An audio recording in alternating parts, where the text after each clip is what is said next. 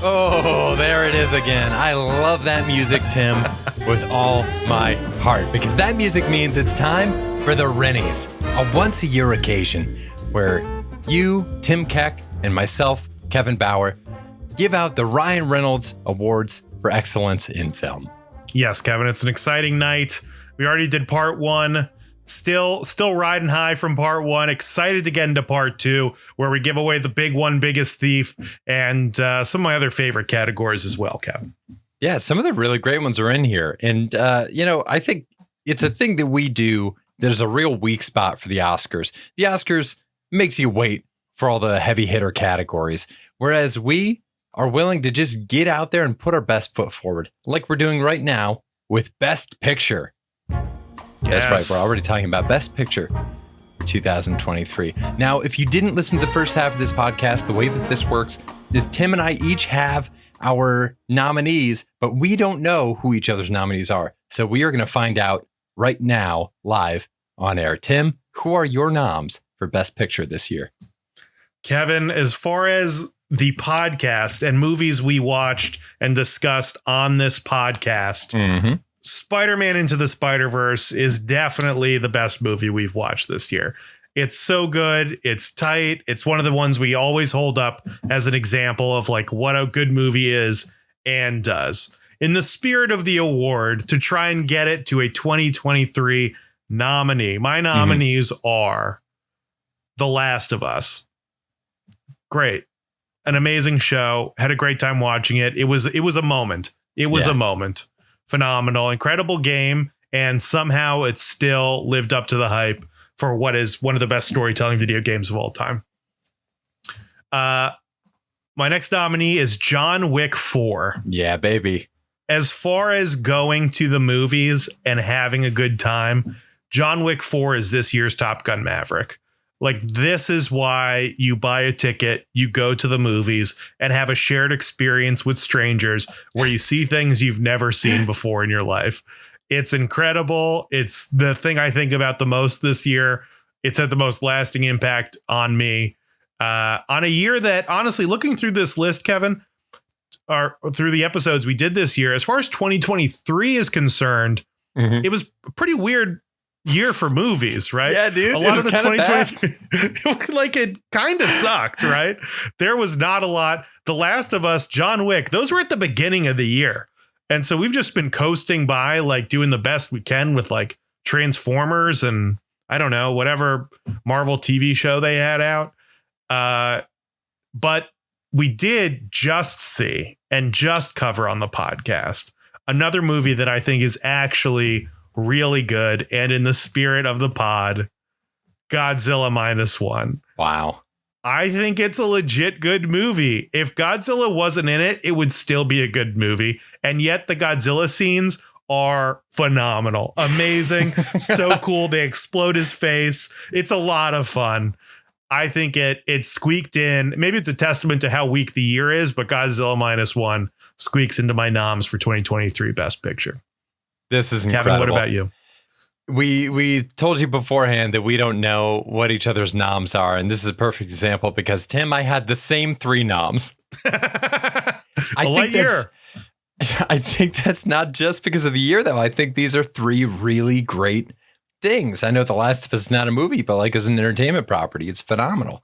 I just don't even know what the 4th is. Sure. That's what makes it a weird year. Is it would be nice. I think these 3 could be at the top in a competitive year, but I don't even know what the next best movie after that is. I mean, it's a steep chasm between these things. A lot of people are going to say, a lot of different factions of our fan base are going to say different things. You're going to have people that are flabbergasted that neither one of us put Across the Spider-Verse on this list. And I don't think Across the Spider-Verse was even close for either one of us. I don't think it's as good as any of these projects. No, I think not even in the slightest. As far as joy for me, Guardians is up there. I've been fighting for it the whole year. That you have. I don't think it's as good a movie as these, or as good a product as these other things, even though I'll probably rewatch it before I rewatch Godzilla. And maybe Last of Us. I don't know what I'm going to rewatch those. John Wick is going to be on loop all the time, man. I love John Wick. It's so cool. It's so awesome. man. And it's such a culmination of like a trilogy. They made a trilogy of movies that got better every single time. And then they were like, hold on, we're doing one more. And they crushed it, dude. They crushed it. John Wick is the best thing I've seen this year, I think. So here's my thing. This is interesting. I think the only fourth thing I think that might squeak in for both of us, and I texted you about this the other day to see if you felt the same way, is Talk to Me, but we didn't cover Talk to Me on the pod, which means it's ineligible for the award. Which the more I think about the movie Talk to Me, the more I like it. For Godzilla -1, though, I was hanging out with Danny and Lauren on Sunday, and we were talking about what the best movie is that each of us saw this year, just hands down. And I think like recency bias, like Godzilla, as far as things being like a film, like Godzilla -1 is probably the closest to like a stereotypical film that we covered on the podcast, outside of maybe Oppenheimer, that is just phenomenal. Like it's just really, oh yeah, Sardarudum was really good. That's like an outlier though. It is. That one's so good. That might as well be an Oscar movie. That said, so Godzilla -1, tremendous movie. If you haven't seen it yet, go see it. It's still in theaters. It's a blast. It is a total blast. You're going to love it. It's worth it. The Last of Us, phenomenal. Absolutely beautiful. Brought me to tears multiple times. Brought me to many different thresholds of emotion. The scene where Ellie has to kill a guy for the first time. Holy fuck. It's just gut-wrenching. But at the end of the day, nobody is making the argument that The Last of Us is the best drama TV series of all time. Tim, John Wick 4 might be the best action movie ever made. Yes. Like this is the only one on our list that is the absolute pinnacle of an art form. So I got to give it to John Wick 4. I mean, come on. It's got to be. It's the Top Gun Maverick of this year. It's incredible. Yeah. It's just reminding you what movies are all about. It's why we do this. It's John Wick 4. John Wick 4 is who we do it for, you know? Dude, we got to record a Nicole Kidman AMC intro. That could be like our first big trailer for it. It's us going into a movie, but you know, it's just John Wick 4 playing on a loop. It's just him falling down the staircase on a loop. And every time it cuts back to the screen, he's just falling further down the staircase. Yeah, they need to do that. They need to just cut in scenes of John Wick, like that one they did where it's just Lady Gaga fucking in House of Gucci. They just need to edit in some John Wick scenes, and wow, yeah, and it makes sense. It makes sense why she's so starry eyed. So congratulations. Best Picture, John Wick 4. You did it. You did it. You did it. You fucking did it, John Wick. Love you. Wow. Unreal. All right, next up is Best Sound. Now, it's important to note the best sound does not mean, you know, the best score, the best soundtrack. Best sound literally means the best noise that we heard in a movie this year. Tim, my nominees for Best Sound 2023 are as follows. Number 1, Antonio Banderas saying gazpacho in Puss in Boots: The Last Wish. That's good. They spammed the button a couple times, but it's only because they know it's fucking magic. My number 2 nominee is any of the sound effects in Scott Pilgrim Takes Off. Huh. Okay. The story left a lot to be desired, but oh my God, the sound effects were so on point. Even people blinking and looking around, they gave a sound effect that I'm pretty sure is the same sound effect as like the way that Mii's blink on the Wii. It's great. Like they find ways to throw back to video games every single place you look. And my number 3 nominee for Best Sound is the Matchbox 20 song that gets played in Barbie. Yeah. Yeah. Unreal. That's Best the one. pop of the summer. That's maybe the biggest laugh of the summer and certainly the biggest pop of the summer. I mean, that was incredible. And you know, I'm not a Gosling guy. Gos denier. Him singing is when he looks the most comfortable and happy and at ease with who he is as a person. His best acting was singing Push by Matchbox 20. The biggest laugh in one of the biggest movies of the year was him singing Push by Matchbox 20. And honestly, I would be lying if I said Push by Matchbox 20 and the Ryan Gosling version weren't both in my Spotify Wrapped this year. Oh, yeah, dude. I loved it. I mean, that's the winner for sure. My other nominees for that were the ambulance scene in Cocaine Bear. There's a beautiful moment when someone gets thrown from it and just skids on the asphalt. And at the time, I immediately wrote in my notes, like for the show, like best sound. It's like, that's great. It sounded awful. And I also wanted to acknowledge Gen V and maybe the boys in general, where I'm not someone who's always thinking about sounds and that's the visuals and stuff. That's not necessarily the top of mind for me when I'm watching a movie. But anytime something explodes or a person's arm gets blown off or they crawl through someone's brain and out the other side, I feel like the sound effects are always on point for those. And it's always gross and squishy. And the specific squish that happens when brains explode on that show, it's just so satisfying. And they just get those sounds just right. I don't know, it's got to be a fun job being a Foley on those things. So shout out to Gen V, shout out to Cocaine Bear, but come on, Push by Matchbox 20. The only award I'll ever be giving Ryan Gosling, best sound. No, you say that, but we're doing La La Land next year. Best sound, Matchbox 20, Push, and Barbie. That's interesting you bring up Cocaine Bear. I don't think I nominated Cocaine Bear for anything in here, but seeing it on our list brought me back to what the theater experience was for that movie. And that was a fucking fun theater experience, dude. Yeah, that was a fun time. We were still optimistic about the movies of 2023. Sure. I think it might have overpromised and underdelivered, but it was a fun time at the movies, Ben. That was a good one. Definitely. We need more things like that, where it's like an event that gets people out there, where it's just like, this is just going to be good. We don't care how good, quote unquote, the movie is. This is just a goofy good time. Yeah. And that's what it was. And I think we need more stuff like that, honestly. I think our biggest contender coming up is the Godzilla X Kong movie.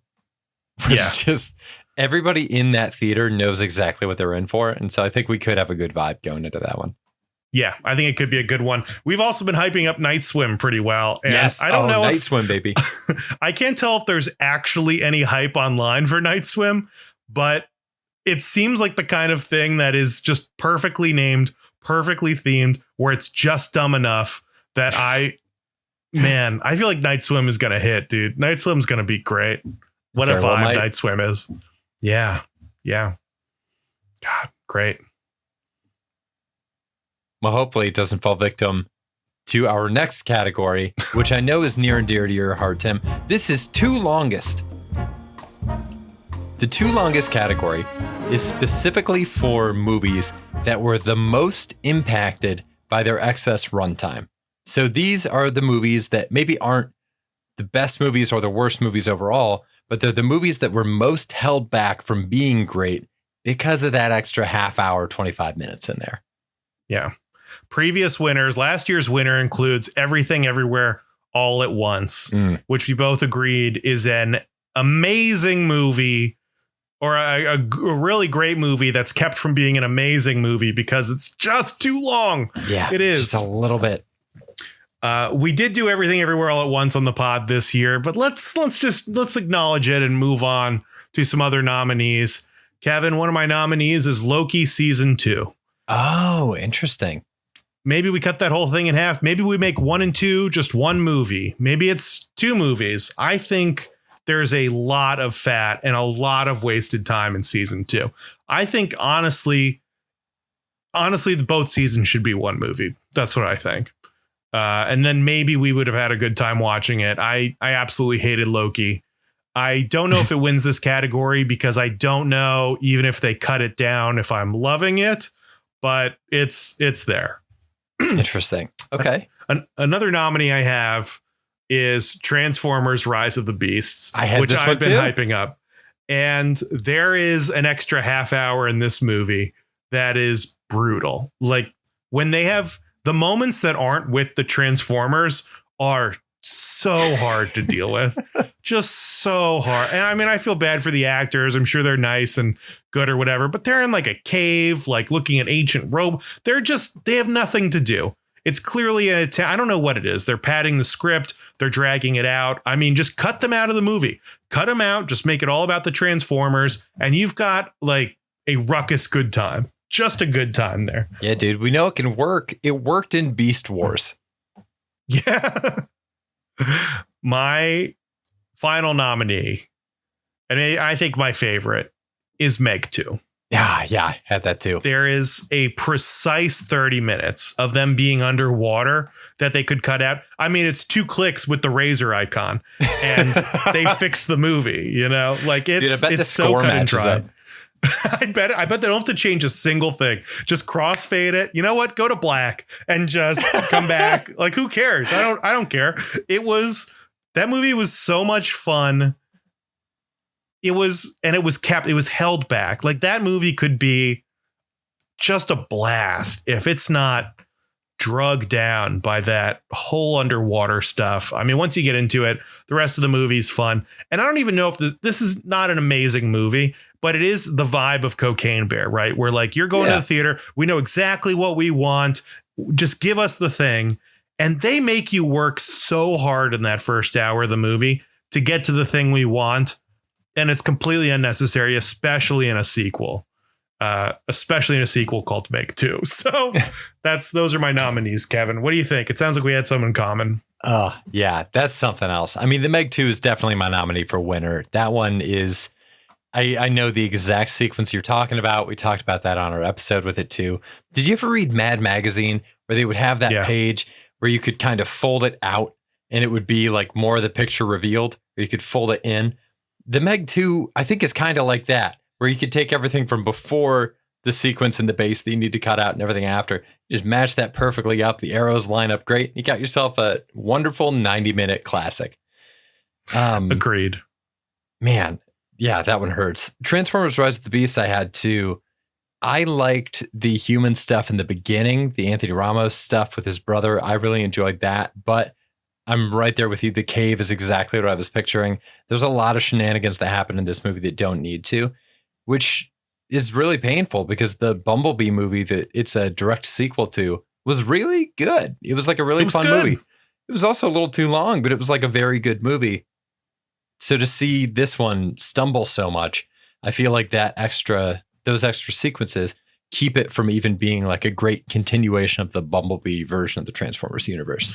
Which Bumblebee, I've watched Bumblebee a lot, honestly. I think it's great. Dude. And that movie focuses on the relationship between Haley Steinfeld and the car and the Transformer. Mm-hmm. And that's when Transformers succeeds, is the interactions between the humans and the robots. And yet multiple times in Transformers, they tell all the robots, you guys wait here, we'll go in first. and then we just get 20 minutes without Transformers. And then the Transformers show up. There was one, it's like the cave sequence. They just go into a town and they're like, we don't want to bring the I don't know why. They made up some excuse why the Transformers couldn't come in. And then 20 minutes later, the Transformers just go in. Yeah. And it's fine. And there's zero consequences. It's baffling. It's so blatant. That's rough. That's really rough. But yeah, I agree with you there. And my third nominee was Indiana Jones and the Dial of Destiny, which I thought had, I don't know exactly what I would cut in here. I thought it had the makings within it to be a really solid Indiana Jones movie, but I do think it just drew on a little bit too long. The reason for that is probably because it's the farewell to Harrison Ford, but I would argue that the best farewell you can have is a really good movie, and I don't think that's what this was. So I'd be interested to see if somebody could find a way to shave half hour off this thing and make it much more of a punchy indie adventure. Yeah, I think that's a good one. Yeah, I don't know if time was my biggest. Well, time was a big blunder in this movie, but I don't know if the two longest really got to me. I was wondering about Across the Spider-Verse. I was almost tempted to nominate that, but again, I feel like it's similar to Indiana Jones, where it's just that's not necessarily it. It's a little deeper than that for me for whatever reason, but maybe I'm wrong. Well, I'm willing to bet when the second part of Spider-Verse comes out next year, it will be a nominee for two longest, and we'll argue that it just could have been one movie instead of two halves. I bet we will. Yeah. That's a pretty good prediction. And I don't know. I think I'm hopeful that the third one will slap. That's usually how it is. Or maybe, I don't know if that's usually how it is, but ideally the sequel is setting up the trilogy, right? Mm-hmm. I think it'll be a return to form. Okay. Well, congratulations to Longest 2023, Meg 2. Wow. Good vibes. There it is. Next one up. This is another very fun one. We buried all the fun ones in this episode. This one is Fuck You No Way, suggested by our pal Corey Frame. This is the film moment I would say that's the most radically unlikely. Kevin, you want me to kick this off? Yeah, go for it. Who do you have? My honorable mention is Tina Fey being in A Haunting in Venice. Oh shit. She is wow. So out of place to me. Oh, just damn. completely doesn't make sense. Everyone else is acting and fits the theme. And somehow in the first two movies, it's just a crazy collection of actors, but the first two movies like stick the vibe. There's no one in there who stands out. Even Russell Brand is in these movies. And I wasn't even like, what is Russell Brand doing here? Tina Fey is just so on a different wavelength. It's not her fault. She's doing 30 Rock and everyone else is in this time period movie. Crazy. So that's an honorable mention for me. That's a good one.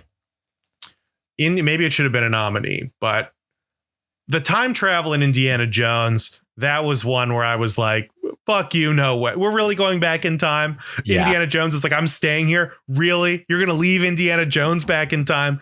Fuck you, no way. I don't believe it. Not a chance. Next nomination, Quantum Mania, Kang being defeated by ants. Oh, wow. Fuck you, no way. Honestly, they bounce back from that a little bit with like a straight up fisticuffs with Ant-Man and Kang where they're punching each other. And I remember I was sucked into that scene. I liked that a lot. But right before it, they're like, oh God, we'll just send a bunch of ants at Kang and he's cooked. And it's like, this guy has all the technology in the world and he can't fight off some. This is this is insane that this is what it is. Fuck you, no way. Kang being defeated by ants. My biggest fuck you, no way, though, is the kiss and Secret Invasion. I remember just watching that. It was like, fuck. It was more of an angry fuck you.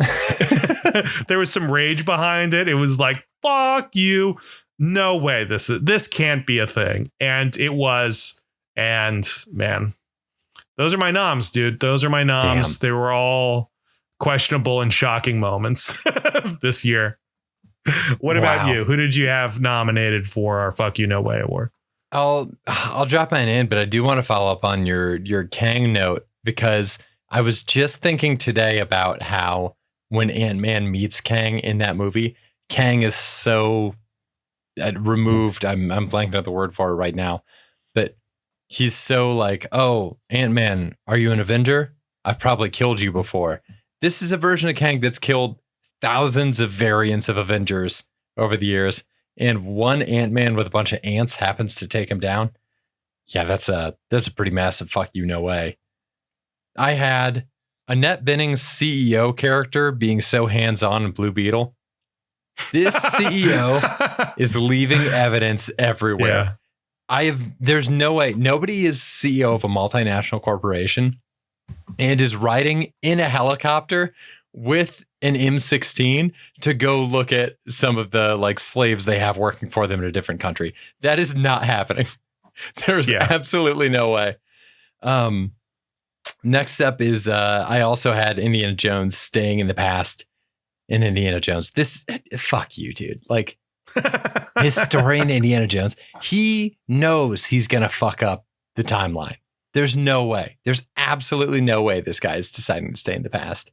I thought I did have a pitch for how they could do it and have it not be so awful. I was thinking, like, what if there was like a magic mirror or something that he could look into and see the past? Like there's like a mirror that's a window to the past. That feels kind of more in line with the level of mysticality they had in the previous Indiana Jones films, right? Yeah, I mean, the guy, they find his watch on a body, right? Uh-huh. And then he goes to the past, gives him the watch. The only way this would work if it was like, oh man, what about Kyle in ancient Rome? He was the great explorer. Actually, I'm a descendant of Kyle. You know, like, sure. Well, it's my bloodline or whatever. And so then you go back in time and end up being your own great grandfather or something like that. That's kind of fun. Yeah. But yeah, just nothing else works. Time travel's stupid. It's dumb. I don't know if it's even the aliens wasn't as weird as just time travel, but they have to go somewhere, I guess. Yeah. So I would argue the own grandpa thing even works better if Indy isn't the one that time travels, but maybe he meets a love interest. And the love interest is like, you know, you get signs that she's a little bit out of time.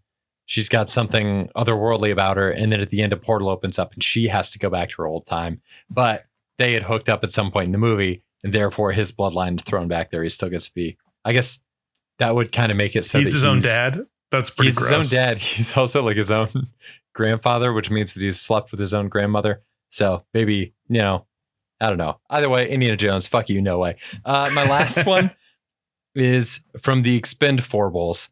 Sylvester Stallone's finger is the size of a massive dildo. Oh, yeah. Yes. I forgot about that. That's the funniest one. Dude, oh my God. You have to explain this. You have to explain this. I think the Expendables is my favorite podcast we did this year. So go back and listen to that one if you want to hear us absolutely gush about this movie in depth. But this is a movie where they fly away from a nuclear explosion in a helicopter at normal helicopter speed.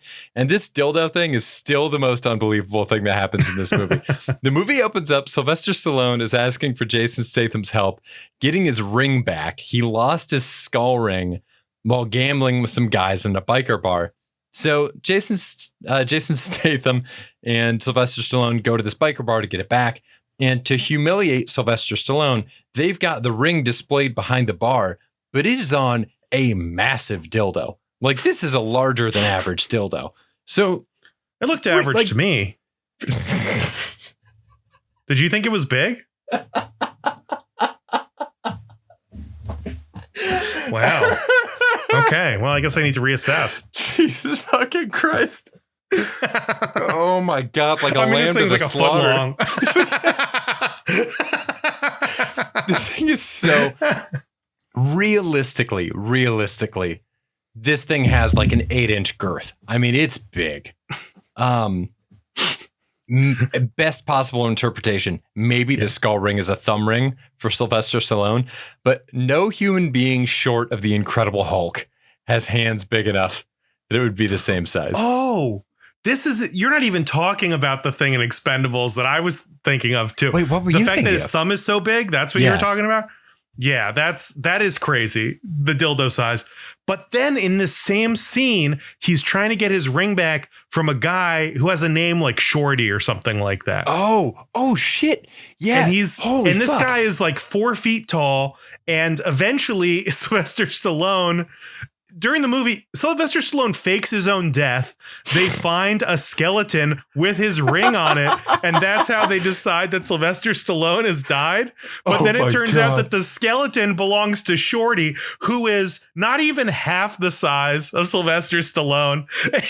And somehow they mix up these two. They find like a 4-foot tall corpse, and they're like, "Oh, Sylvester Stallone, he lived a good life." It's crazy. It's insane. And for some reason, this like the skeleton there is a 6-foot skeleton. Somehow this 4-foot man produces a 6-foot skeleton that looks like it could be from Sylvester Stallone. I mean, it makes no sense. That's maybe my fuck you no way. It's just we got to do that. Neither one of us had it nominated, but there it is. They specifically go out of their way to show you the size discrepancy between these two guys. Like, it's as though they're setting it up to be a plot hole for the rest of the movie. Incredible. Expendables. It's wild. We found the shortest man in the world. Also, he's going to be mistaken for Sylvester Stallone. Like, it doesn't make any sense. Wow. That rules. Pick anyone besides the shortest man in the world. I mean, it's like, also it's crazy. Fact that they like the fact that Sylvester Stallone's character, this is just great character work in the Expendables. The fact that his character is willing to murder this guy for the purposes of faking his own death. Like, I'm gonna need a body for this one. He just goes out and fucking kills this guy. Incredible. So I think we're in agreement. Fuck you, no way. 2023. Congratulations, Sylvester Stallone's burning corpse. You did it. It makes no sense. It's wild. It's absolutely awesome. Wild. Oh, well, that leaves just one more for us today, Tim. It's the big one, the true big one, the Ryan Reynolds Award for Excellence in Film. It's the Biggest Thief Award. Yes, this is the big one. The whole kid and caboodle. Who or what stole the show for us this year? Should I kick it off, Kev? Please do. Okay, this is really good. I think my honorable mentions. Barbenheimer as an event. Just the fact that Barbenheimer existed, that so many people bought into it. It was honestly a great day for us personally, and I'm just glad it happened. It seemed organic. It was not like a marketing thing. It's very cool. It's definitely one of the biggest like events of the year. My other honorable mention is episode 3 of The Last of Us. Long time. Oh yeah. Which is Bill's episode, and it's the gay couple that is not even a part of the rest of the series, just living their life. It's an amazing episode. It builds the world out incredibly. It's top tier television. My real nominees for this. Jason Statham. Just in general. We covered 3 different Jason Statham movies on the pod. Meg 2, Expendables, and then he makes a cameo in Fast X. As far as 2023 is concerned, Jason Statham had a great year. Wow. He crushed it. Those are 3 of the best times we had at the movies this year. Yeah. Yeah. I mean, Jason Statham's the man. He deserves it. Those were fun movies. It's a strong consideration, I think. In the tone of like a James Gunn has won in the past for like multiple movies. So I feel like that kind of fits our Biggest Thief idea. My next nomination is Michael Keaton's Batman in the Flash. That's one of the coolest things I've seen this year. I love that first movie, and I love Michael Keaton's Batman. It's so good. It's so cool. It's the only thing that they did justice for in the Flash. It was awesome. I loved it. It's one of the highlights of the year. Dude, his spaghetti explanation in the multiverse is my favorite explanation in the multiverse. It's actually original and fresh. I loved it. He's incredible. And then my final nominee, Kevin, you know I'm going to say it, John Wick 4. Yep. It's just the single best thing that happened to me this year. I love it. It's done really well in our awards so far. It's the best. It's the best. If we are trying to hold something up to the excellence in film that Ryan Reynolds brings to work every day, John Wick 4, look no further. Look no further. They're bringing it further. Look no further. John Wick 4. Kevin, wow. What were your noms? I also wanted to give a shout out to Bill and Frank. Just a phenomenal episode. Makes me weep. Can't watch it again. Too sad. Actually made me weep. My actual nominations are number 1, Spider-Punk and Across the Spider-Verse. I think the graphic designer in me couldn't take my eyes off him. I couldn't believe they managed to top all of the crazy animation shit they did in the first movie with this one character. Like, holy mother of God, Spider-Punk. Spider-Punk Forever, 100 Years Spider-Punk. Wow. Next nominee. I thought it was hard to look at. Well, there you go. This probably is not going to win. Next nominee is The Dragon's Breath Bullets in John Wick 4. Yeah. Which for me is like, we've been through 4 of these movies. They seem to have exhausted every single possible variation of a fight scene you can possibly have. And then somebody pulls out these Dragon's Breath bullets and suddenly he's got a flamethrower shotgun. Come on. I mean, on paper, in execution, just absolute beauty. And my third nominee is the Flurkin kittens in the Marvels. There's a sequence in the Marvels with kitten versions of Flurkins. And I hated the Flurkin in the first movie. I think that trope is played out. I hate, cute thing, but it's actually scary. But they did the Flurkins so well in this one. And the sequence with the Flurkins was such an unexpected joy. All of us were laughing our asses off. We really enjoyed it. Really great moment. But Tim, I mean, look, it sounds like we're both on the same page here. It has to be John Wick. John Wick, generational talent. I mean, how many categories did he win? Best fight? He won best fight and best picture. And best picture. You know what? Give it the big three. I mean, it's the best thing that happened to me this year. Honestly, of everything we've done, and we were both have agreed that 2023, a little bit of a weak year in general. Yeah. Not a week goes by where I don't think about John Wick 4. I think about it all the time. It's had by far the biggest impact on me this year. Even like The Last of Us, which I think was like number 2 for us this year. Mm-hmm. I don't know if there was a moment in The Last of Us that was as powerful to me as the moments in John Wick. And maybe I'm alone there. Maybe I'm alone, but yeah, John Wick 4 was perfect. It's exactly what I want from a movie. It was great. Amazing. Yeah. I'm going to watch it right after this. I might too, man. It's the perfect Christmas movie. It's like I said before, how often do you get to see the best example of an art form? Like, this is actually one of those cinema experiences that we get to say we were there for, in the same way that people talk about like, oh my God, dude, I remember seeing Alien in theaters. Man, John Wick fucking 4. It's the best action. I mean, each one of these, as they've come out, have been the best of a specific genre, of like a fighting, gun-toting action movie. Yeah. Each one of these has been the best. And somehow they figured out a way to make one that's even the best. I don't know what's going to come close to this. Because if they're not making any more John Wicks, what's possibly going to break this? I don't know. Someday somebody's going to figure out something to do on the Apple VR headset, and it's going to fucking rule, dude. And we're going to love it. You're going to get to be Jason Statham. Oh, talk about living the dream. And speaking of living the dream, thank you so much for listening to this podcast. We have so much fun doing this. We really appreciate each and every one of you. What a fun time. We're going to take a little break for the holidays. We hope you're having wonderful holidays right now, but we will return. We will be back here shortly. Keep watching your feed, because we're coming right back and getting right to the Aquaman. Right to the Aquaman of it. I think it might Top be tier. If I looked at our schedule right, I think we might have a little Aquatic January, right, Tim? Because we got Aquaman 1, we got Aquaman The Lost Kingdom. We got to talk Night Swim. We're going to talk Night Swim. And I'm just excited. People have been listening to the pod. Appreciate you sharing it. Keep sharing it if you can. We love doing it, and we do it for the fans. So, and the money.